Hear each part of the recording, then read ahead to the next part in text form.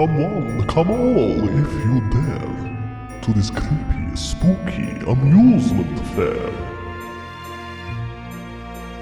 You don't think this is a spooky place? Well, see this man with a metal face. You say this did not give you a scare? Well, see this man with fire for hair. You'll believe that meat is milder when you gaze upon this walking burger. But in the crypt, a scare like no other. A giant big cow bouncing on its udder. Thanks, Vlad. Hello, you. Welcome to Geekism. This is our Planet Coaster Spooky DLC overview. Alright, let's get the lights on because things go bump in the night. This is going to be as quick as possible a look at as much as possible of the spooky DLC that came out today. If you're watching this on day of release, tomorrow we're going to be doing a deep dive live stream where we have a good look over all of these bits and bobs and figure out what we can do with them. If you're watching this video after day of release, the live stream should be up as a video on demand on the channel as well. First things first, we have 3 new rides. The first 2 are track rides that are very suited towards haunted houses and similar projects, and the third one is a coaster. So the first one is called the Jailer's, actually no, it's not called the Jailer's Den, it's called the Hoax. This blueprint is called the Jailer's Den that comes with the game. The Hoax is, I don't want to call it an omnimover. It references itself here as a ghost train. It's not quite an omnimover in the true sense of the word. Omnimovers constantly go around the track and you just have to get on and jump on. This actually runs in cars of 3 that sort of split up once they're on the ride. It's quite an interesting mechanism actually, but it's quite nice. It sits on a track similar to the track rides we've already got in the game, and once we're going, let's have a look. There we go. We can it takes you through. This is the Jailer's Den, like I say. It's set out to be very much like a haunted house, so to speak. It looks better in the dark, obviously. There's still no way of actually getting dark rides truly into the game just yet, but it is something that they've addressed, and there's some really nice scenery that we're going to go over in a moment. So that's the first one. The second one is well, it's called a trackless ride, but obviously it has a track because the game needs to know where it's going. But the track can be completely hidden. The car itself runs on not on a track. This is very similar to something like the Ratatouille ride in Disneyland Paris, or actually it's probably closer to Symbolica over at Efteling, I believe, where you can actually affect the tilt and the wane of the car itself. This is going to really open up to some fantastic videos online. So if we just jump in here and have a look at a piece of the track, we'll just close it. And edit the track. See, on here we build the track as you would normally. You can select it with railings or without, and then on the piece of track, what you've got here is under utility settings. You can affect the car, the yaw, the roll, the pitch, and it's going to take a little bit of getting used to this. It's going to be a little bit of trial and error because it's just sliders we're using, but you're going to be able to tilt the track to point to where you want it to. So as it comes down here, it comes up and looks at the spiders. As it comes around here, it looks at the scarecrow, etc., etc. So those are the 2 major new rides. There's also a third one, like I say, which is a coaster. Now this one is a bit of a Brucey bonus. It comes with the update that's gone out today, even if you don't buy the DLC, I believe, and it's called the In Descent. It's a reverse freefall coaster, similar to something like the Tower of Terror 2, I guess, and it comes with these awesome tube pieces that you can select what the lights look like inside. So I'm going to drop it down to nighttime, and we'll actually ride this so you can get a good look at it. Ride camera here, and we'll open it up. Let's get this. So here it shoots you backwards through this awesome tunnel. Look at that. How cool does that look? We can have spirals, we can have shooting, and then at the end of the tunnel it throws us out. You might also there be able to hear lots of sound effects. They are new sound effects that have come with the game. They are specifically designed for this coaster, but obviously, as all things in Planet Coaster, you can use them however you like. There you go, you should be able to hear those cool noises there, sort of sci-fi whooshes and stuff like that. That's cool, isn't it? A neat little coaster that comes free with the update. Talking of coasters, a good sign to point out another new feature that I believe is coming with the free update as well, and that is coaster friction. If we go into our settings under game, you'll see it here, coaster friction controls. We can turn it on, and then when we look in the operations of the coaster, we now have a friction multiplier that we can turn on and adjust the friction using a slider. Basically does the jobs of the cheats that we had previously, but with a little bit more of a variation there. Again, this is going to be huge for coaster enthusiasts who want to sort of knock knock the friction down. Seems to be a big complaint in the game that the friction is a little high for the most part, so now they're going to be able to use this to knock them down, and it'll help make some more realistic coasters. Looking forward to seeing what people can do with it.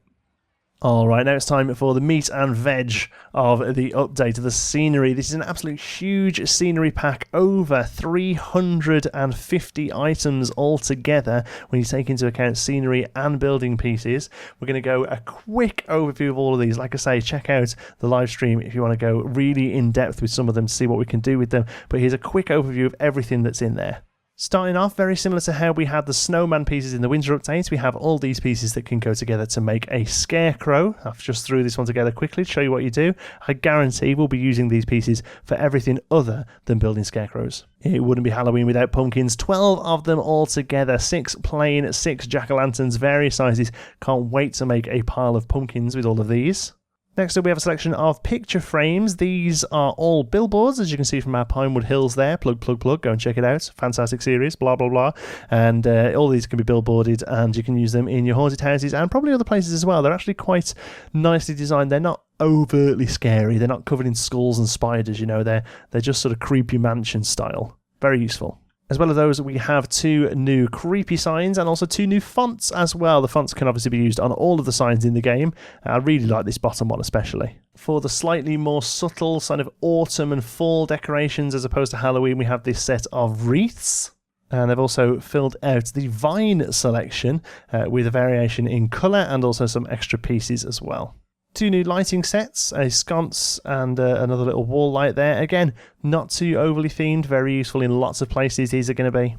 Here is some really nice stuff. We've got these animated curtains and drapes. You can actually turn the animation off as well by triggering them. They are colourable, very useful. We also have this fireplace set that you can add a fire FX into.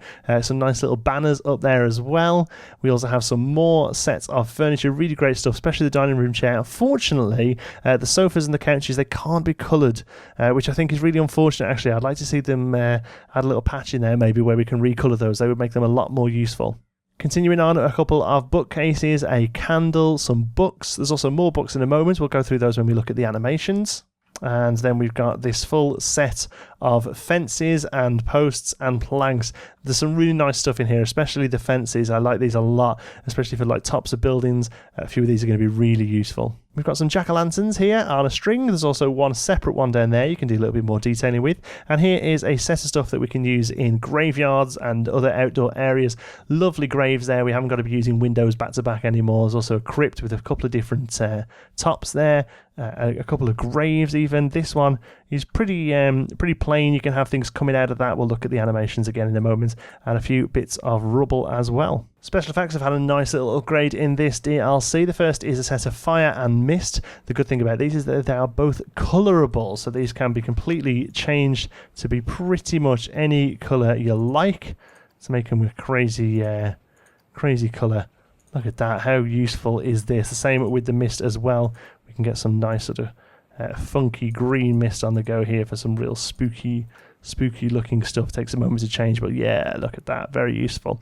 We've got some others as well. We have these oozes. They're called slimes, I think, but the good thing about this is these are also colourable as well, so it's going to give us a nice blood if we need it. There we go. Going to get some nice blood. There's also a second one here that is luminescent, so at night time we get a nice funky glow off it. Again, very useful for sci-fi and lots of other options as well. We then have our lightning. We've got a couple of points where the lightning strikes, lightning itself. We have rain in the game now, albeit from a special effects, but you know, it's coming. Weather is coming, I can tell it. We've got a colourable smoke there. We have rain clouds themselves that look fantastic as well, that form, and really, really nice stuff. And finally, oh no, that's a pigeon.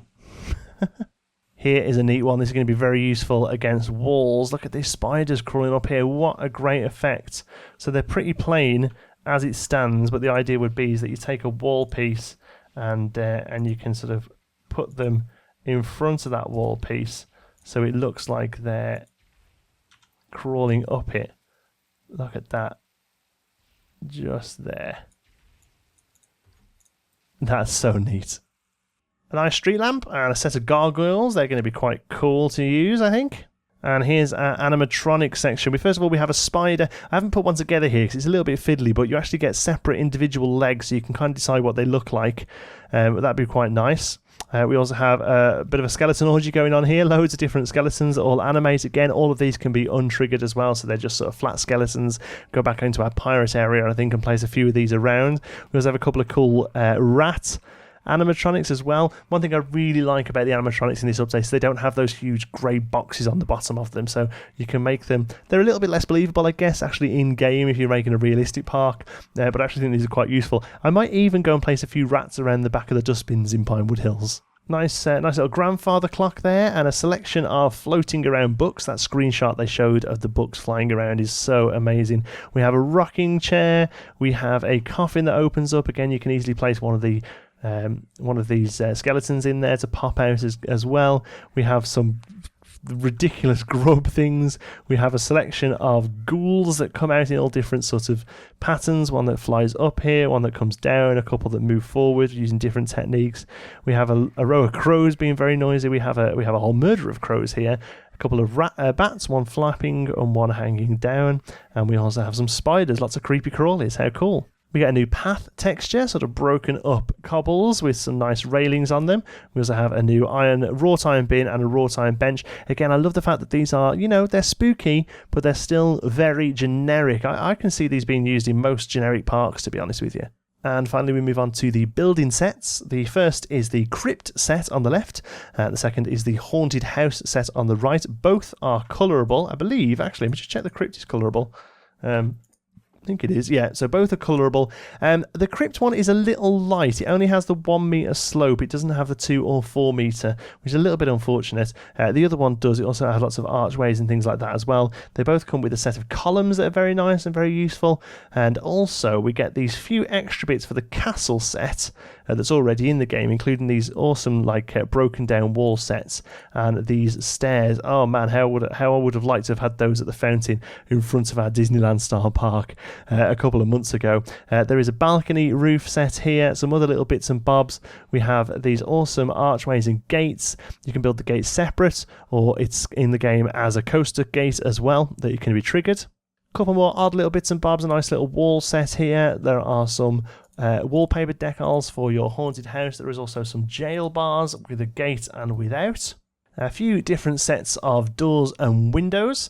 We have this sort of abandoned house set, a haunted house set, another sort of outdoorsy haunted house set, these great balconies, these haunted windows as well. Weirdly, some of these light up, some of them don't. So the haunted house set has a complete lit and unlit set.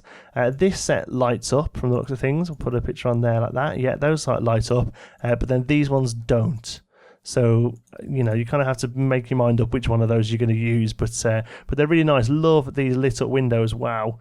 And again, they're generic enough that you're going to get away with being able to use those in your sort of main street buildings and things like that. And finally, one of my favourite bits, we now have mansard roofs. They're a little bit stylised, but overall I still think these are generic enough to be able to use in Main Street buildings, Hall of Presidents, all that sort of stuff. It goes together really nicely. These are all completely modular pieces. We'll move a couple of these out to show you. Look here, we've got loads of different pieces. These are a few non-gridded bits that we can add on to places as well. I literally threw this shape together in about 30 seconds to kind of show you some of the options. There also comes a selection of detailing and chimneys in there, as well as some other little roof type pieces here that work well with the crypt and the castle set as well. So there you go, as quick as I can make it, really, overview of the spooky DLC for Planet Coaster. Like I say, if you're looking for a bigger deep dive into this where we really get to grips with the pieces, maybe even try to sort of build something out of them as well, check out the live stream tomorrow night when this video goes live, but you should be able to find it on the channel as a video on demand if you're watching this after the fact. Thank you so much for watching, hope you've enjoyed it. I've just remembered we have a new luminescent little guy here, Planet Coaster. He's really cool. I know we joked about the fact that it's just going to be Planet Coaster with a sheet over him, which it pretty much is. I don't care. He still looks really cool. Anyway, thank you so much for watching. I hope you've enjoyed it. If you have, please give us a like. It really does help out the channel. And if you're not already, don't forget to subscribe. Any thoughts, queries, or suggestions, pop them down in the comments. And if you fancy a chat, you can find me on Twitter. I'm at John T. Sparrow. If you want to join in with the Geekism community, you can do so over on our Discord server. You'll find the link in the description. Thanks very much for watching. I'll see you in the next one.